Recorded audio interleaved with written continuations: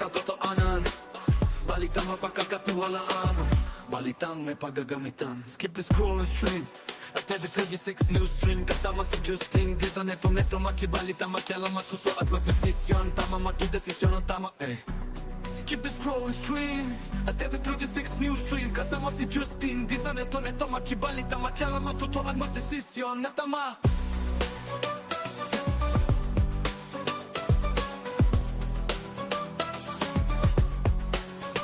Skip the scroll and stream at every 36 news stream. Kasama si Justin Di sa neto makibalita, makialam, matuto at magdesisyon na tama, magdesisyon na tama.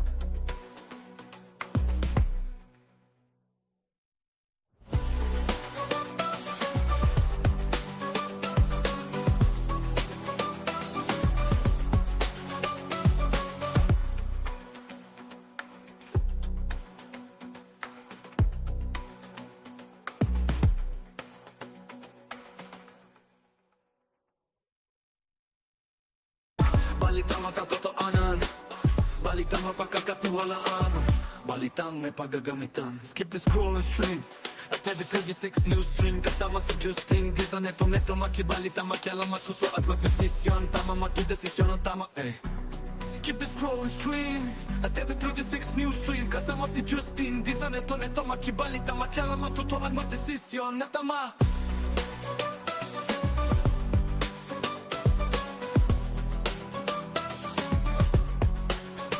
Skip the scroll and stream at every 36 news stream. Kasama si Justin Di sa neto makibalita, makialam, matuto at magdesisyon na tama, magdesisyon na tama.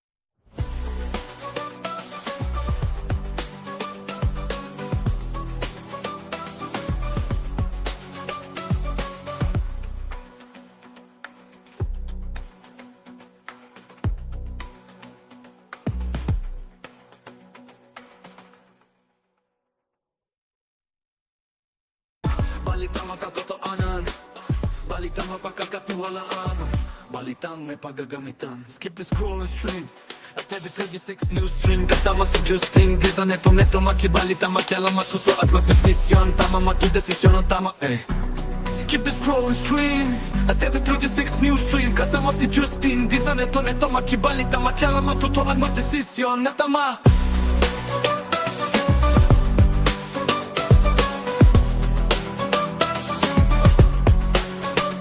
Skip the scroll and stream at every 36 news stream. Kasama si Justin Di sa neto makibalita, makialam, matuto at magdesisyon na tama, magdesisyon na tama.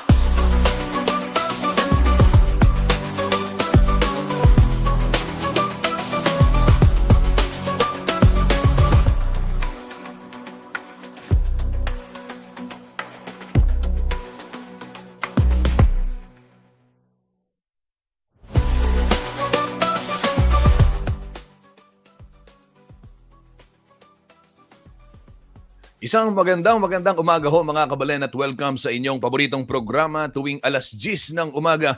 Ito po ang CLTV 36 News Stream.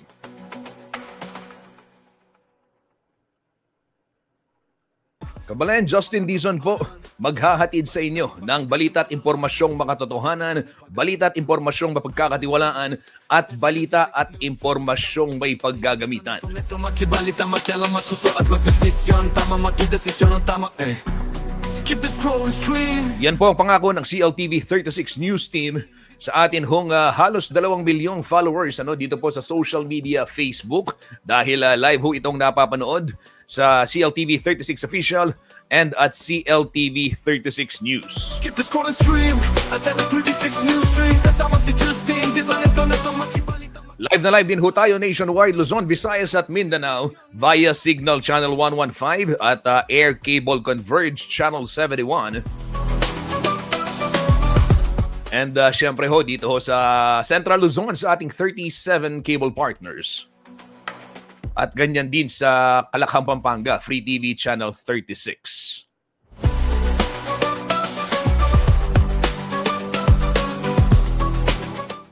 Kabalen, makibahagi ho kayo sa diskusyon sa talakayan ng ating mga balitang pag-uusapan ngayong araw ng Lunes. At eto, marami ho tayong mga binabantayan, gaya ng nakalagay dito sa ating caption. Ayan, nakikita nyo mamaya. Ihahatid ko yung mga detalye pero pasadahan lang natin. Yun hong Zambales, niyanig ng magnitude 4.6 na lindol. And isa pang balitang nating pag-uusapan, arrest warrant ho ni Mayor Jing Capil ng Porac, Pampanga. Bigong maihain ng Pampanga Police. Alkalde, no-show po sa flag ceremony. Bagamat sinabi niya na eto mga kabalen, ay handa siyang makipagtulungan sa mga otoridad. And dito naman sa bayan ng San Simon, Pampanga, may arrest warrant din ho itong si Mayor Abunjo, JP Punsalan. At eto mga kabalen, ay isi-serve din ng PNP. Ayon ho sa Pampanga Police ditong Lunes o kahapon ay bigo rin silang datnan si Mayor Punsalan dyan ho sa kanyang lugar para ho mahatiran itong arrest warrant. And eto naman, tinunghayan ho natin yung Inter-School Lantern Parade dyan ho sa City of San Fernando dahil alam naman natin, bahagi pa rin yan nito hong selebrasyon ng Giant Lantern Festival 2025 na kahapon ay opisyal na pong inilunsad, mga kabalen. Nawawala yung banner ko. Patayin ko lang yung timer. May timer na kasi itong... Balitang mapagkakatiwalaan, balitang may paggagamitan. Skip the scroll and stream at every 36 news stream. Kasama si Justin, di sa neto makibalitang makialam masuso at magdesisyon. Tama magdesisyon ang tama. Okay. Skip the scroll and stream at every 36 news stream. Kasama si Justin, di sa neto makibalitang makialam matuto at magdesisyon na tama. Pwede ho kayo magpadala ng stars habang tayo ay nagtatalakayan dito, habang tayo nag-uusap at nagdidiskusyon tungkol ho sa mga iba't ibang balita dito sa ating rehiyon. And ito po ay makatutulong sa amin upang mapagpatuloy itong ating ginagawang pagbabalita. At syempre bago tayo magsimula, batiin muna natin yung mga maagang nakatutok, nagpapacheck ng attendance. Ayan. Si Angelo Redaha ng Malolos City, Bulacan. Magandang Martes ng umaga, Kuya Justin Dizon. Ayan, 23 days na lamang, Pasko na. O nga, Angelo, Merry Christmas. Maraming salamat sa iyong walang sawang pagtutok. Araw-araw yan nakanunood si Angelo. Thank you, Angelo. Sana ay ma-meet kita minsan at pag tayo napadpad dyan sa may Malolos City. Ayan, mainit pa rin ang dyan ho sa Malolos City ayon ho kay Angelo Redaha. Nag-like and share na rin siya ka Central Luzon. Kaya naman kayo po ay mag-like and share na rin. Gayahin natin si Angelo. And habang tayo po ay naghihintay, ng iba pang mga komento, ayan alam ko maraming nakatutok din sa ating programa, nakikibalita dito ho sa ating mga headlines. Ay silipin muna natin mga balitang may paggagamitan para ho sa mga babiyahe. Ngayong araw ho ng Martes, alas 10 ng umaga, narito po ang sitwasyon ng trapiko sa North Luzon Expressway. Kasama si Justin, di sa neto makibalita, makialam matuto at magdesisyon na tama.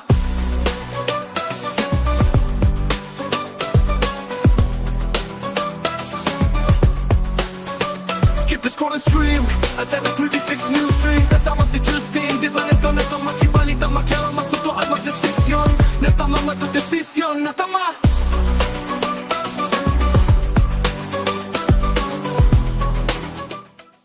Sa mga babiyahe po sa araw na ito, at tutungo ng Metro Manila, di kaya naman uuwi dito ho sa Central Luzon, manggagaling ng Kamaynilaan, narito na yung sitwasyon na aasahan ninyo sa North Luzon Expressway. Diyan ho sa may Balintawak Toll Plaza, maluwag na maluwag ang kalsada, especially yung going south, going north, yung mga patungo po ng Central Luzon o yung papasok ng NLEX. And dito sa may area ng Balintawak northbound o southbound naman rather, yung going Metro Manila, light traffic din sa mga oras na ito as we can see po dito sa monitoring ng NLEX. And samantala dyan naman sa may approaching Mindanao Toll Plaza, light traffic. dyan sa may Bocaue Toll Plaza light traffic. Ito ho mga kababayan, Ciudad de Victoria southbound entry. Ongoing na yung maintenance and improvement works. Nagsimula ho yan December 1, tatagal hanggang December 15, 2025. Kaya naman na merong mga nasa kulang 1 kilometro na pila ho ng mga sasakyan dyan sa may area ng Ciudad de Victoria. Sa San Fernando portion naman ng NLEX ay maluwag ang sitwasyon. Valenzuela Interchange, if you are headed to Metro Manila, ayan, makikita ninyo, pipila na ho kayo ng bahagya dyan. May pagbabagal na ng daloy ng trapiko. Libtong may Kawayan, magkabilang linya, continuous traffic flow. And dito ho sa may area ng Bocaue, maluwag din ang sitwasyon. Same scenario sa may syudad ng San Fernando, Pampanga.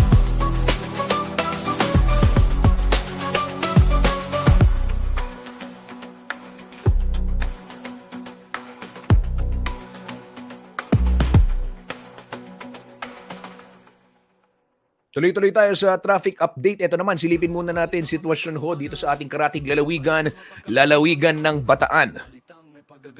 Skip the scrolling stream at every 36 news stream kasama si Justin Di sa neto makibalita makialam matuto at Maluwag ho ang sitwasyon ng mga kalsada dyan sa Bataan, Hermosa, SC-Tex. Marami-raming sasakyan than the usual pero very light traffic. Suwal, light traffic din.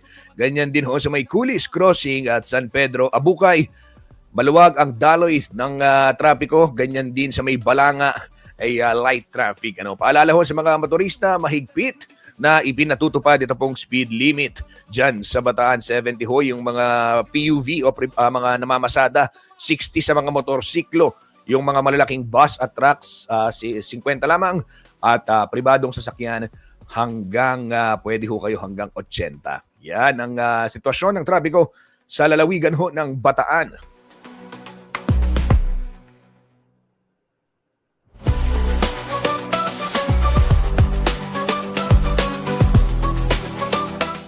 Tumungo naman tayo sa may syudad ng San Fernando, Pampanga. Real-time traffic monitoring muna tayo hatid po sa atin ng City Public Order and Safety Coordinating Office o si POSCO ng syudad San Fernando. Ngayon pong alas 10:14 ng umaga. Narito po ang sitwasyon ng traffico.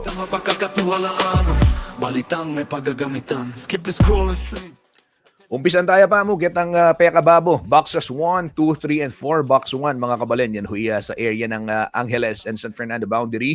Nakikita naman natin, light traffic. Kita pong Santo Domingo, Telabastagan boundary. And then, dito naman sa may Panings, ay maayos din ng traffic flow. Ganyan din sa may area ng Holy Angel Village. Dito sa may bahagi po ng Baliti pa din, and Telabastagan portion.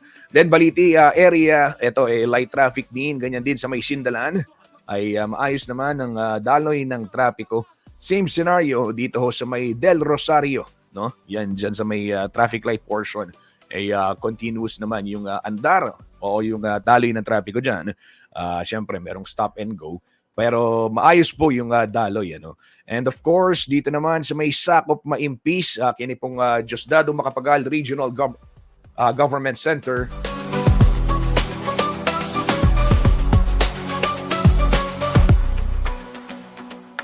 Maluwag din ang daloy ng trapiko sa mga oras na ito. Marami-rami ng sasakyan dyan sa may area ng St. Jude and dyan sa may Makabakle. Portion ng Dolores ay nagsisimula na hong maranasan o maramdaman itong moderate traffic flow. Right now, alam ho natin going to San Fernando downtown. Dito ho sa may Santo Niño and Palawi, light traffic din sa oras na ito. Skip the scrolling stream at every 36 news stream kasama si Justin Di sa neto makibalita makialam matuto at magdesisyon na tama.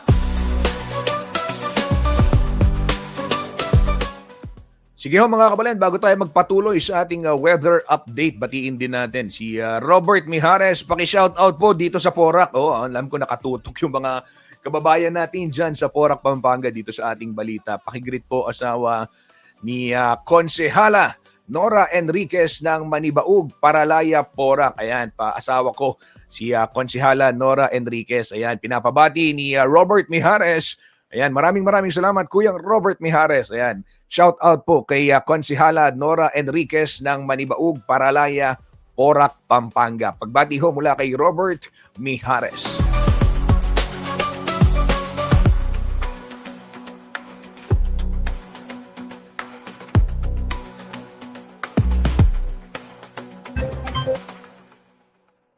Kabalen, sa puntong ito, alamin naman natin ang magiging taya ng panahon.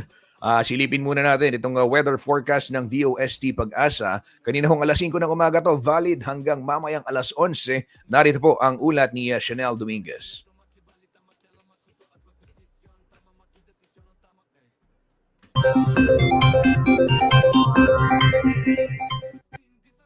Magandang umaga po sa ating lahat. Narito ang ating weather update para sa araw ng Martes, December 2, 2025. Ngayon, Intertropical Convergence Zone or ITCZ ang umiiral dito sa may Southern Mindanao. Pangalawang weather system natin ay ang Northeast Monsoon or Amihan na umiiral naman dito sa may extreme Northern Luzon. Para naman sa nalalabing bahagi ng ating bansa, localized thunderstorm ang inaasahan natin na magdadala ng mga panandaliang buhos ng mga pag-ulan lalo na sa hapon at sa gabi. Meron tayong minomonitor na low pressure area dito sa labas ng ating Philippine Area of Responsibility. Ito ay huling namataan sa layong 1,280 kilometers east ng Eastern Visayas. Ngayon po, mataas na yung tsansa neto na maging isang ganap na bagyo within the next 24 to 48 hours at once na pumasok ng ating PAR bilang bagyo, papangalanan po natin itong Wilma. Nakikita po natin sa ating forecast track, posible itong maglandfall dito sa may Eastern Visayas o kaya dito sa may Caraga. Pero sa ngayon, mataas pa rin naman po yung uncertainty po natin sa posibleng track po neto. Pero iba yung pag-iingat na rin po para sa ating mga kababayan, lalo na dito sa eastern section ng ating bansa, particular Bicol Region, Eastern Visayas, pati na rin sa Mindanao, dahil inaasahan natin as early as Friday, posible na tayong makaranas ng mga pag-ulan towards the weekend po natin. At sa nakikita ko nga po din, yung posibleng pag-landfall po nito, yun po, pag nag-landfall po siya, tatawid po ulit ito ng Kabisayaan po, nakikita po natin ulit. So inaasahan pa rin po natin yung mga naapektuhan po ng mga na bagyo po natin ay makakaranas po muli ng mga pag-ulan. So ugaliin po natin i-check ang mga nilalabas na updates ng Pag-asa at ugaliin po natin makipag-ugnayan sa ating mga local government units hinggil sa mga posibleng paghahanda or paglikas na kailangan po nating gawin. Para naman sa magiging panahon natin ngayong araw dito sa Luzon, inaasahan natin yung pag-iral ng Northeast Monsoon, kaya makakaranas ng bahagya hanggang sa maulap na papawirin na may mga isolated light rains dito sa may Batanes at Babuyan Islands. Para naman dito sa Metro Manila at nalalabing bahagi ng Luzon, inaasahan naman natin ang maaliwalas na panahon pero asahan din natin yung init at alinsangan lalo na sa tanghali hanggang hapon na may mataas na tsansa ng mga panandaliang buhos ng pag-ulan lalo na sa hapon at sa gabi. Dulot po ito ng mga localized thunderstorms. So ugaliin po natin i-check ang social media pages ng Pag-asa hinggil sa nilalabas natin mga thunderstorm advisory. Agwat ng temperatura para sa Metro Manila ay 24 to 32 degrees Celsius. Para naman dito sa Mindanao, inaasahan po natin buong Mindanao ang makakaranas ng maulap na papawirin na may mataas na tsansa ng mga kalat-kalat na pag-ulan dulot nito ng Intertropical Convergence Zone or ng ITCZ. Para naman dito sa may Palawan at buong Visayas, maaliwalas na panahon naman ang kanilang aasahan pero asahan din po natin yung mga localized thunderstorm lalo na sa hapon at sa gabi. Agwat ng temperatura para sa Cebu, 27 to 31 degrees Celsius, Davao 25 to 30 degrees Celsius. Wala naman tayong nakataas na anumang gale warning sa anumang seaboards ng ating bansa, pero inaasahan po natin sa mga susunod na araw, makakaranas po tayo ng bugso netong Northeast Monsoon. So posible po tayo magtaas ng gale warning lalo na dito sa may Batanes, Babuyan Islands, Cagayan, pati na rin dito sa may Ilocos Norte. So iba yung pag-iingat din po sa ating mga kababayan na mangingisda at may mga sasakyan maliit pandagat. Ugaliin po natin i-check yung mga nilalabas po nating updates hinggil po dito sa gale warning. Ang sunrise mamaya ay 6:06 a.m. at ang sunset mamaya ay 6:25 p.m. Para sa karagdagang impormasyon, bisitahin ang aming mga social media pages at ang aming website pag-asa.dost.gov.ph. At yan po muna ang latest dito sa Pag-asa Weather Forecasting Center. Chanel Dominguez po at magandang umaga. Skip the scroll and stream at every 36 news stream. Kasama si Justin, di sa neto makibalita, makialam, magtuto at magdesisyon. Natama matudesisyon, natama.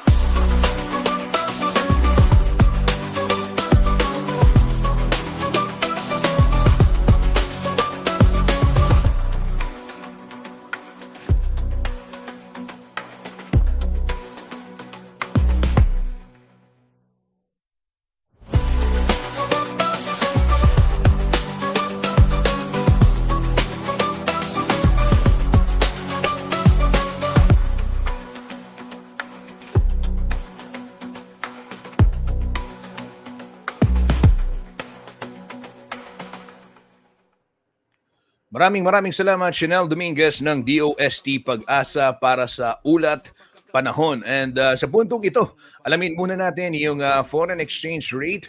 Nagsara po ang palitan ng piso kontra dolyar nitong unang araw ng Disyembre o araw ho ng Lunes kahapon sa 58 pesos 49 centavos. At every 36 news stream, kasama si Justin, di sa neto makibalita, makialam, magtuto at magdesisyon. Yung Japanese yen is 37 centavos, Great Britain pound 77 pesos 71 centavos, Hong Kong dollars is 7 pesos 54 centavos, Saudi Riyal 15 pesos 65 centavos, Magtuto at magdesisyon, natama matudesisyon. yung dirham 15 pesos 98 centavos, Euro 68 pesos 09 centavos, Korean won 04 pesos at Chinese yuan 8 pesos 30 centavos.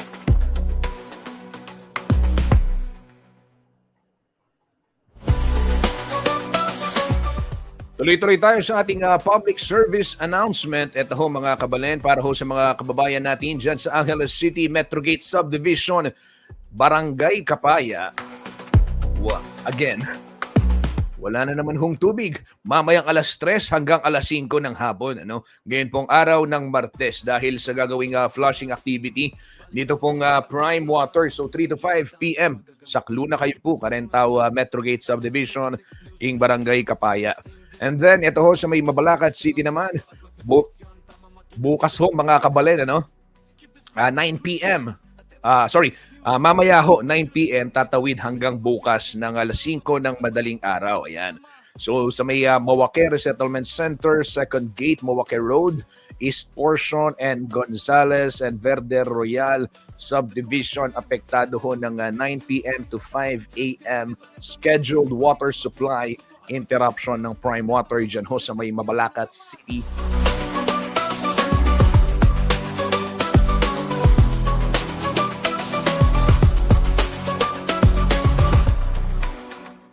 Kabalen, magpapatalastas lang tayo sa ating pagbabalik. Talakayin natin yung mga headlines na dapat ho ninyong malaman ngayong araw ng Martes. Huwag ho kayong aalis at magbabalik po ang CLTV 36 Newsstream.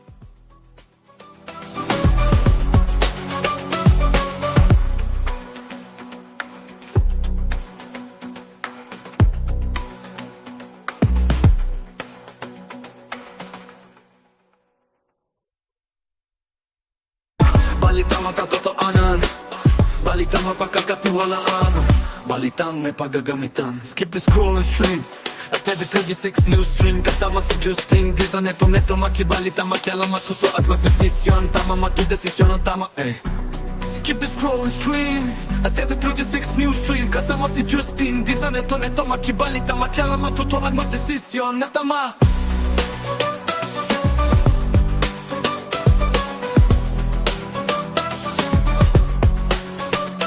The scroll and stream at every 36 news stream. Kasama si Justin, di sa neto makibalita, makialam, magtuto at magdesisyon. Natama matudesisyon, natama.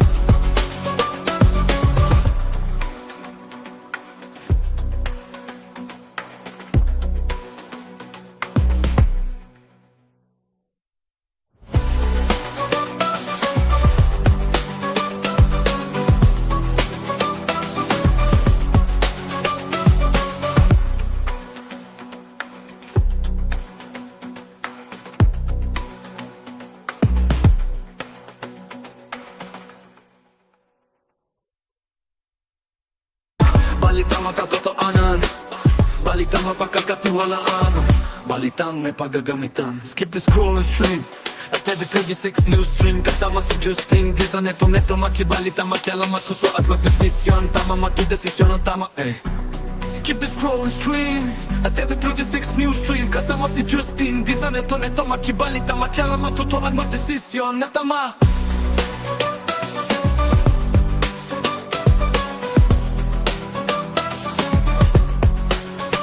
Skip the scroll and stream at every 36 news stream. Kasama si Justin Dizon, neto makibalita, makialam, matuto at magdesisyon na tama, magdesisyon na tama.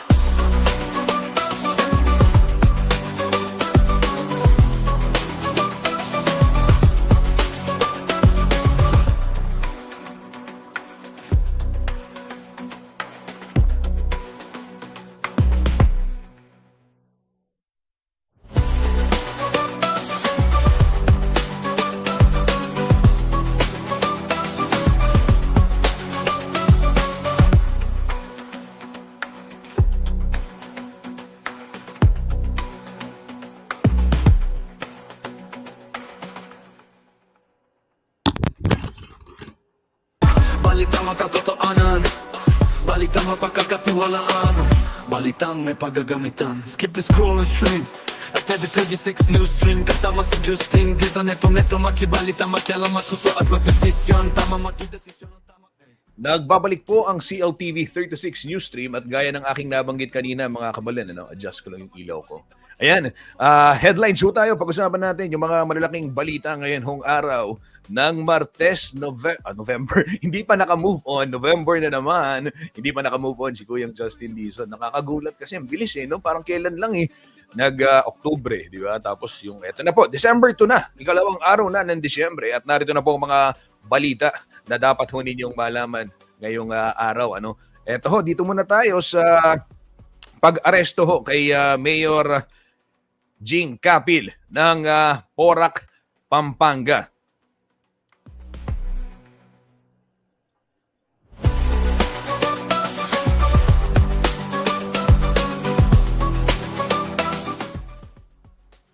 Hindi po inabutan ng mga tauhan ng Pampanga Police Provincial Office o PPO si Porac Mayor Jaime Jing Capil sa kanyang bahay nito pong linggo, November 30, para ihain po sa kanya yung warrant of arrest. Wala rin po yung alkalde sa flag ceremony ng munisipyo kahapon, araw ng Lunes, December 1. Ayon pa rin yan sa PNP. At matatandaan po natin ay nahaharap po si Mayor Capil sa 7 counts ng paglabag sa Anti-Graft and Corrupt Practices Act dahil umano sa pag-i-issue at pagre-renew ng permit ng Lucky South 99. Ito po yung operator ng Mega Pogo Hub dyan ho sa kanilang bayan. At nung Sunday din, naibalita natin to kahapon. Sinabi, naglabas ng statement ho yung kampo ni Mayor Jing Capil through Bayong Porac Facebook page, yung kanyang information arm. At ayon ho sa pahayag o batay dun sa pahayag ng Bayong Porac, ito hanapin natin, ay Sunday, walang natanggap pa si Mayor Capil nung inilabas nila yung statement na yun. And handa naman daw siyang sumuko sa mga otoridad as long as hindi ipagkakait sa kanya yung tinatawag na due process. Ito ho yung mga larawan at na ipinadala ho ng Pampanga PPO sa CLTV 36 News ng kanilahong puntahan sa tahanan si Mayor Jing Capil. Ito, makikita natin dun sa timestamp ay 7:58 ng gabi nitong araw ho ng linggo, November 30, 2025, dyan ho sa may Molave Street. Ayan hindi daw sila hinarap, walang lumabas at sila'y kumakatok. Nagtungo rin sila sa Kapitolyo the following day, sa munisipyo the following day dahil nga merong flag ceremony. Ayan, nagpunta sila sa tanggapan ng alkalde, subalit hindi rin nila ito natuntun.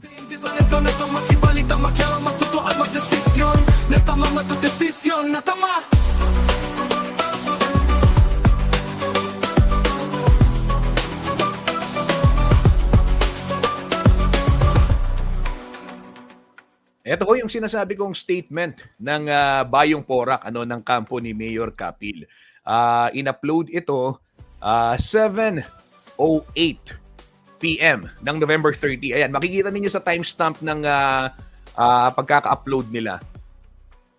Ayan 7:08 PM ng November 30. Walang official detailed statement, are still process of reported blah blah. Ayan, sabi, babasahin ko There is no official detailed statement yet from the mayor. The mayor and his legal team are still in the process of verifying the reported warrant allegedly issued by the Honorable Regional Trial Court of Pasig City, as no official notice or copy of the information has been formally furnished to Mayor Kapil as of this time. Please be assured that Mayor Jing Kapil will submit himself to the requirements of the law as long as due process is duly accorded to him. Yan ho yung mensahe.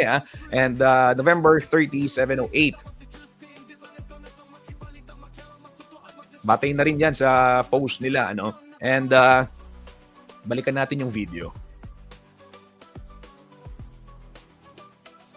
7:58 po ito nangyari. So nakapaglabas sila ng statement 7:08, in less than an hour, dumating ho yung kapulisan sa kanilang bahay, pero hindi inabutan. Ito ay sa kabila ng sinabi niya na handa po siyang sumuko or isubmit yung kanyang sarili. As long as merong due process.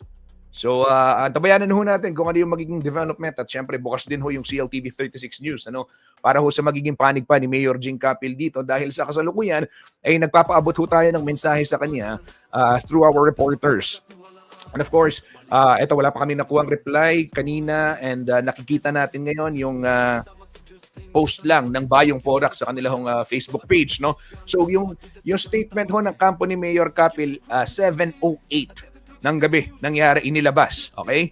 So na-publish yun 7:08. Pagdating ng 7:58 ay kinatok na ho sila sa kanilang tahanan. Kinatok na siya sa kanyang tahanan ng PNP. Ayan, batay na rin dito ho sa timestamp na ipinadala ng kapulisan. Ito nga, hindi siya inabutan. Wala rin ho siya sa flag ceremony.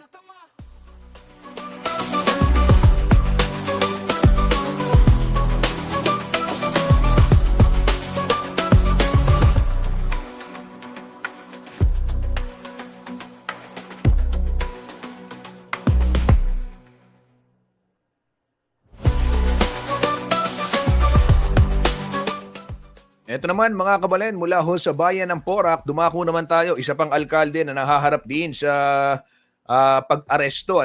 Ito hong si suspended Mayor JP Punsalan ng San Simon, Pampanga. Balitang makatotoanan, balitang mapagkakatiwalaan, balitang may paggagamitan. Skip the scroll and stream. Kinumpirma rin ho ng Pampanga Police na sila ho'y nabigong arestuhin itong si Mayor JP Punsalan ng San Simon, Pampanga nang siya po'y puntahan dito pong araw ng Biyernes para ihain itong dalawang arrest warrant na may kinalaman ho sa kasong graft and malversation of public funds. Ito po'y may kaugnayan, kabalen, dun sa property na nagkakahalaga ng 45 million pesos. Na kanila hong di umano ay binili na hindi dumaan sa tamang proseso noong taong 2023.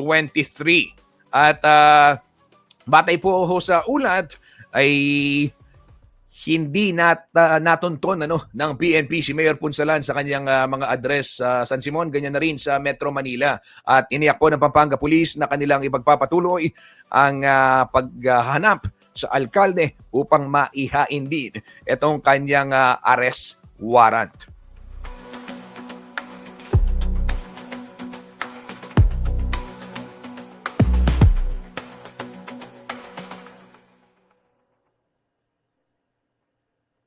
Balitang makatotoanan. Matatandaan pong naghain ng dalawang arrest warrant ang Sandigan Bayan laban kay Mayor JP Punsalan para nga ho sa kasong graft and malversation of public funds.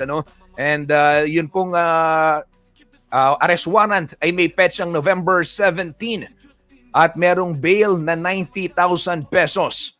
Habang yung ibang kaso naman walang bail.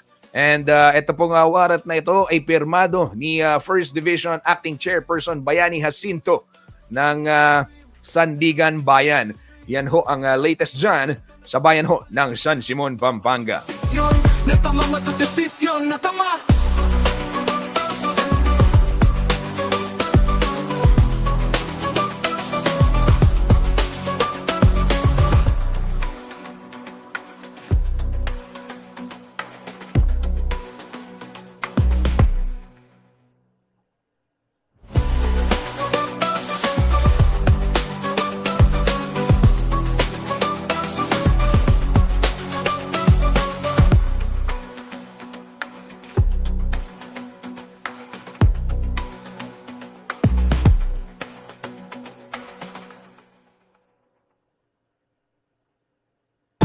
Balitang makatotohanan, balitang mapagkakatiwalaan.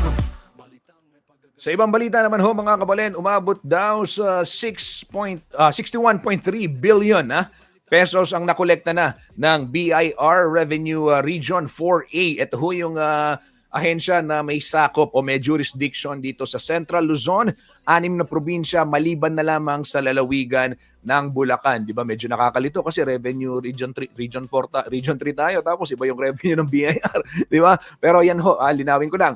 Revenue Region 4, BIR RR4A. No? So yung Revenue Region 4, siya po yung may hawak ng 6 na probinsya ng Central Luzon except Bulacan. So I am talking about Aurora, Bataan, Tarlac, Zambales, Nueva Ecija, and Pampanga. Kasama rin ho dyan yung 3 economic zones, yung Freeport area of Bataan, Subic Freeport, at syempre yung Clark Freeport Zone. So ito ho, umabot ng 61.3 billion at mukhang ma-achieve yung target bago ho magtapos itong ating taon. Panoorin natin ang ulat na ito. BIR Revenue Region 4A ng kabuang 61.3 billion pesos mula Enero hanggang October 2025. Mas mataas ng 15% kumpara sa parehong panahon noong nakaraang taon. Ayon sa opisyal ng BIR, nalampasan din ang target na 59 billion pesos para sa period na ito. Sakop ng BIR RR4A ang 6 na lalawigan ng Central Luzon maliban sa Bulacan at ang mga economic zone sa Bataan, Clark at Subic. Ayon kay Attorney Deo Gracias Villar Jr., Assistant Regional Director ng ahensya, kumpiyansa silang mamimit ang target sa kabila ng suspension ng audit at pagbagsak ng ekonomiya nitong nakalipas na quarter. As far as the collection performance of Revenue Region 4 is concerned, which has jurisdiction over the provinces under Central Luzon except Bulacan and 2 economic zones, okay naman. As of today, we are a few hundred thousand away from hitting our target for the cumulative period January to November. Ayon sa opisyal, ang modernisasyon gaya ng digitalization process ay nakatulong din umano upang mapabilis ang transaksyon sa kanilang hanay. Well, marami ng improvement tungkol sa digitalization natin. And yun nga, last year we were able to formulate yung ano tawag mo doon, meron kaming aspiration for 2028 that by then highly digital na ang BIR. Habang ina-address din anya nila ang ilang isyong kinahaharap ng ahensya, partikular na ang relasyon sa mga taxpayer. Dito sa RR4, meron kami tinatawag na Frontliners Forum. Dito namin tinetress out lahat ng mga issues and concerns pertaining sa pagbibigay namin ng frontline service. Dito namin tinitake up yung mga best services from other offices para i-adapt din ng other offices at paano sila i-train na humarap sa mga taxpayers natin. Regular po yan, yung Frontliners Forum. And I think we're the only revenue region in the whole BIR na merong ganun program. Matatanda ang kasunod ng pagbulgar sa Senado ng corruption scheme sa proseso ng auditing gaya ng Letter of Authorization o LOA sa mga negosyante nitong November 24, 2025.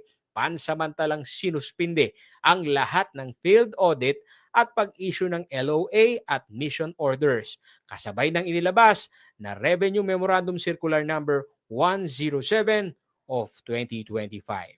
Paulo G. Santos, CLTV. At magdesisyon, tama magdesisyon ang tama Skip the scrolling stream At every 36 news stream Kasama si Justin Di sa neto makibalita Matyala matuto at magdesisyon na tama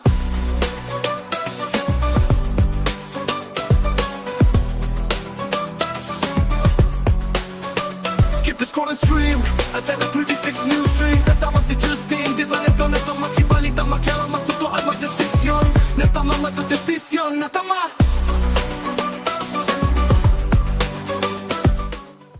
Atin hong nakita yung ulat ni Kuyang Paulo G. Santos kaugnay nitong ayan lang. Okay. So kaugnay ho nitong koleksyon ng BIR Revenue Region 4. Ito naman mga kabalen, nangyari ho ito kanina.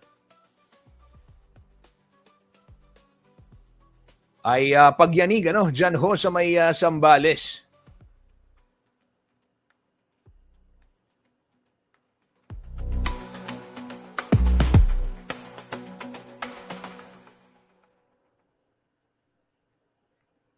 Balitang makatotoanan Balitang mapagkakatiwalaan Balitang may paggagamitan Skip the scroll and stream Ito ho mga kabalan, niyanig ho ng magnitude of 4.6 na lindol ang bayan ho ng San Felipe. Diyan ho sa Sambales, kaninang alas 6 ng umaga. Ngayon pong Martes ito, December 2, naitala ho ito sa katubigan sa kanluran ng naturang bayan at may lalim na 5 kilometro. Ayon ho yan sa FIVOX. Naramdaman naman ang pagyanig sa mga sumusunod na lugar. Intensity 1 sa Abukay, Bataan at ganyan din sa Iba, Sambales. Ayon pa sa FIVOX, walang naitalang pinsala o inaasahang aftershock matapos ang lindol. Yan huy ulat ng ating citizen journalist na si Alvin Quijado.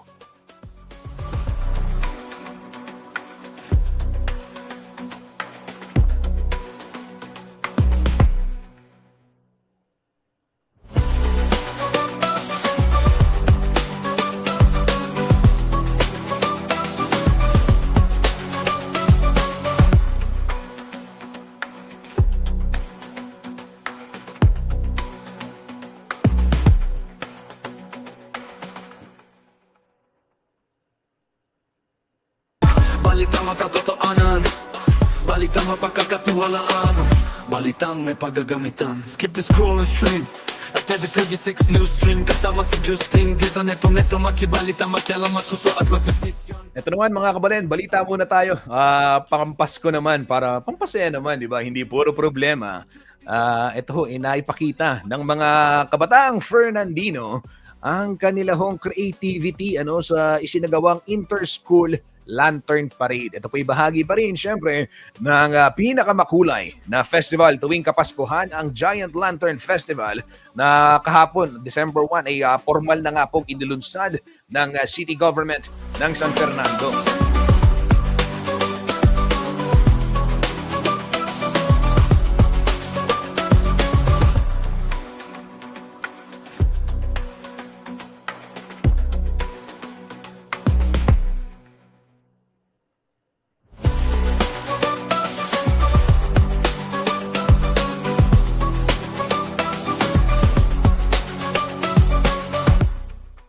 Bumida ho ang husay at pagkamalikhain ng kabataang Fernandino sa isinagawang inter-school Lantern Parade. Ginanap ho yan sa may Mega World Capital Town sa may siyudad ng San Fernando nito nga pong Lunes ng gabi, December 1. Bahagi ito ng 117th Giant Lantern Festival. Ayon ho sa GLF Committee Chairperson na si Engineer Noel Gomez, layunin ho ng programa na mapanatili pa rin yung mayamang tradisyon ng paggawa ng parol sa syudad at syempre maipamana ito sa ating susunod na henerasyon. Maganda ho ito kasi alam niyo, para hindi maubos yung mga lantern makers at dapat talaga bilang tayo naman ay isa ho talaga, tayo nga yung Christmas capital ng Pilipinas, yung syudad ng San Fernando at kilala sa paggawa ng mga parol, dapat nasa curriculum nga ito ng mga mag-aaral di ba? Hindi yung bahagi ng pag-aaral natin. Maganda kung yung arts, yung class natin, lantern making, di ba? Magyayabang muna si Kuya Justin, syempre. Nakagawa ako ng parol nung high school.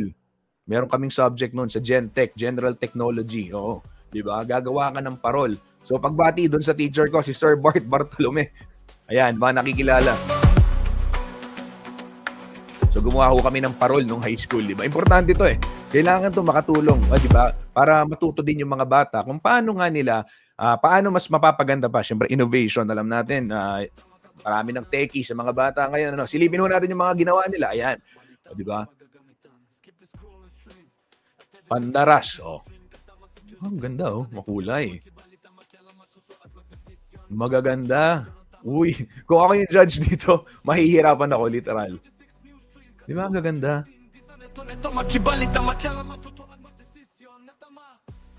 Pampanga High School.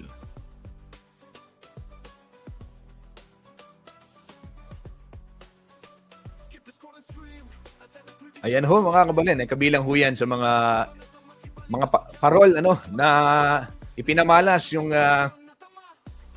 o inirampa kahapon, ipinarada kahapon ng mga kabataan. At marami pa pong aktibidad yung Giant Lantern Festival 2025 at tutok lamang kayo sa CLTV 36 para ho dun sa mga update, yung mga kaganapan at syempre yung mga pwede niyong buntahan. Yung Ligligang Parol, December 13, araw ho yan ng Sabado, gaganapin sa Robinson Star Mills, Pampanga. At kung hindi ho kayo makakapunta ng personal, pwede ho kayong manood dito ho sa CLTV 36. Live ho tayo sa ating Facebook pages, ganyan din sa YouTube.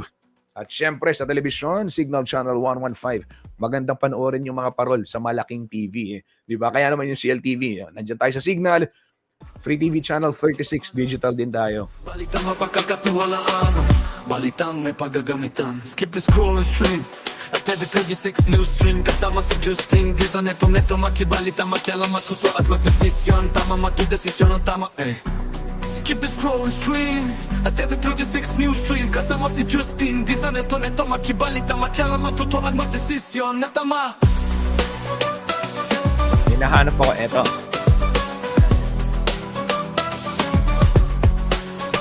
Skip the scroll and stream at every 36 news stream. Kasama si Justin. Ito naman ho, mga kabalen, sa bayan ho ng Minalin, Pampanga. Ito, bida rin, syempre, yung talento at husay. Ganyan din yung pananampalataya. Ipinamalas ho sa makikita sa Christmas Pavilion, na makikita po sa Minalin, Pampanga. Ito pong pananampalataya at husay sa sining ng mga Minalenyo. Tampok po dito yung Kapampangan Christmas elements tulad ho ng mga parol, yung Santa Monica Parish Church at yung Matuang Bale o Ancestral House.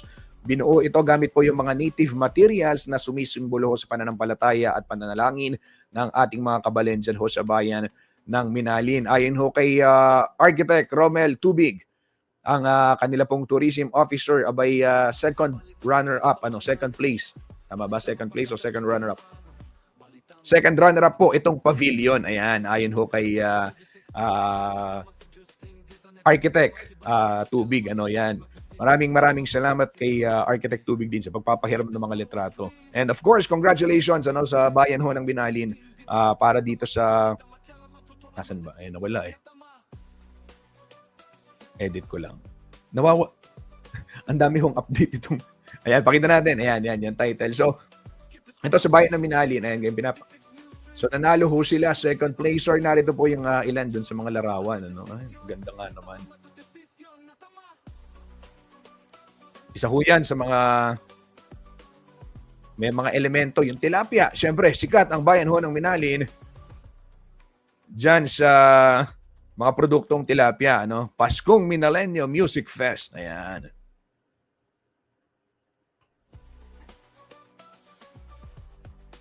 Okay, so congratulations sa lahat ng mga kasali at nagtulong-tulong para mabuo itong magandang pavilion ng bayan ng Minalin. Kabalen, 10:51 at magpapaalam na si Kuyang Justin Dizon. Maraming salamat sa lahat ng mga tumutok dito sa ating programang CLTV 36 Newsstream. Follow lamang po ang ating page para manatiling updated tungkol po sa mga iba't ibang kaganapan dito sa ating lalawigang Pampanga at sa buong gitnang Luzon. Muli po para sa mga balitang makatotohanan, balitang mapagkakatiwalaan at balitang may paggagamitan. Ito po si Justin Dizon para sa CLTV 36 Newsstream. Maraming salamat po. Skip the scroll and stream at the 36 Newsstream. Kasama si Justin Dizon. Ito na itong makibalita, makialam, matuto at magdesisyon. Natama, matudesisyon, natama.